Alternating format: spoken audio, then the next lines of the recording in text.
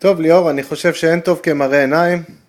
אני רק מבקש שתסלח לי על הסרטון הלא איכותי הזה, כי אני מצלם מאייפון 4 קודם כל, ואני גם מתפעל את המכשיר וגם מצלם. אז קודם כל הוכחה קטנה, שים לב שאין אפליקציות אחרונות, אין שום דבר שפועל ברקע.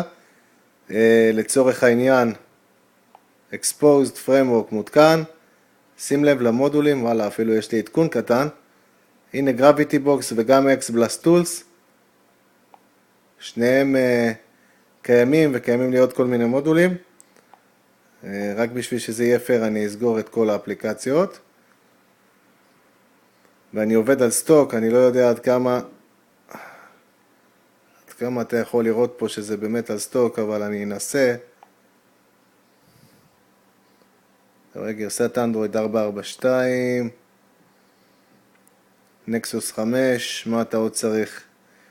אני עובד על סטוק. אתה יכול לראות את המספר בילד, את הכל. טוב, בוא נצא לדרך, מה אתה אומר? אז יש לנו כאן את הפייסבוק ווואטסאפ. בואו אנחנו נחכה שיתאפס פה. 1, 2, 3. 3 שניות וזה עלה. דרך אגב, התחלתי בדקה ו-20, דקה 23 הפייסבוק כבר עלה. למען האמת זה קצת אירוני, כי זה אפילו יותר מהר מאצלך. אז כנראה שעדיף לבחון את הדברים ולא לעבוד סתם על סמך הרגשה פנימית. יש לנו אותו מכשיר דרך אגב, מן הסתם.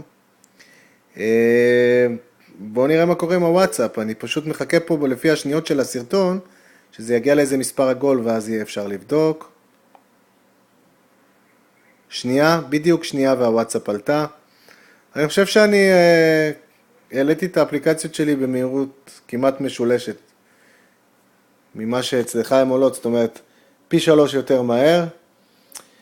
זהו, נראה לי שאני את ההוכחה שלי סיפקתי. עד כאן.